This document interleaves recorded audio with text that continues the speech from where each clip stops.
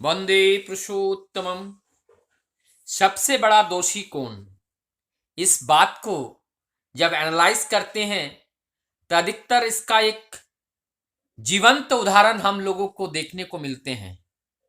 जब हम कहीं पे डिबेट करते हुए, बातें करते हुए, हर वक्त कोई भी व्यक्ति दोष को अपने ऊपर लेना नहीं चाहता है।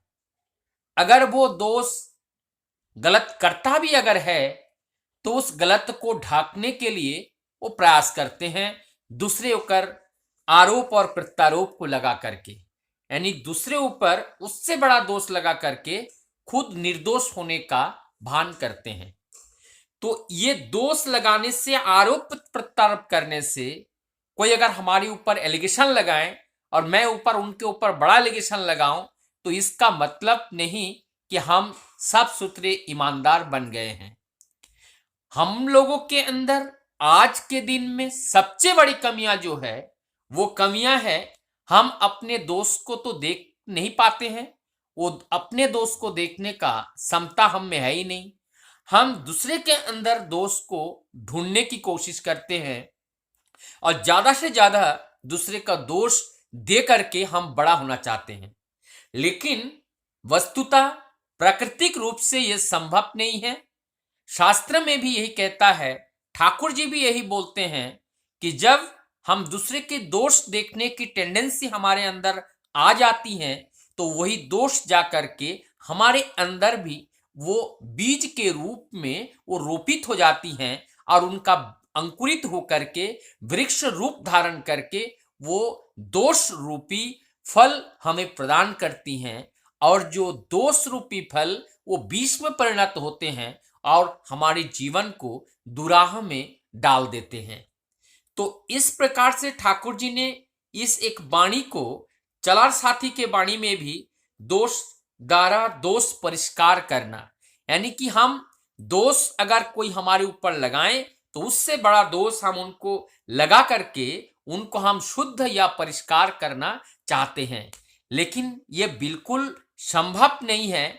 और जब तक ये टेंडेंसी जिस व्यक्ति के अंदर रहता है वो केवल दूसरों को दोष देता है, हमें समझना चाहिए वो व्यक्ति सबसे बड़ा दोषी है। तो ये एक फॉर्मूला है कि दोषी को जो ठहराते हैं वही सबसे बड़ा दोषी होते हैं। तो हमें क्या करना है?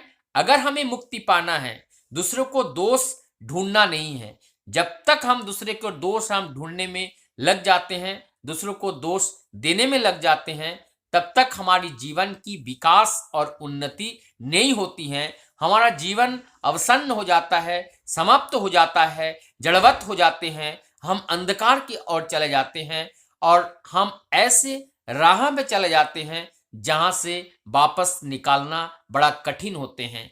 इसीलिए दूसरे का दोष और दूसरा का आरोप प्रत्यारोप ना करके अपने गलती को स्वीकार कर लेना और स्वीकार करके उस दोष को दूर करके परिष्कृत करके उस कार्य को दोबारा उत्थापन करना, ये हमारा जीवन का धर्म होना चाहिए, ये हमारा जीवन का वास्तविक कर्म होना चाहिए। इस तरीके के आचरण अगर प्रत्येक व्यक्ति के अंदर आ जाएं तो इस तरीके का जो टीवी का जो डिबेट है पॉलिटिशियन के द्वारा एवं परिवार में, हर परिवार में जो एक दूसरे के ऊपर एलिगेशन लगा करके जो लड़ते झगड़ते हैं, तो ये लड़ना झगड़ना, वाद विवाद, ये सारी चीज में कमियां आएगी। अर्थात अपने आप को शुद्ध करने के लिए, और हम अपने आप को शुद्ध करने के लिए उस शुद्ध विचार का अपने ही पालन करना पड़ेगा। जब तक उस शुद्ध विचार का हम अनुपालन नहीं करते हैं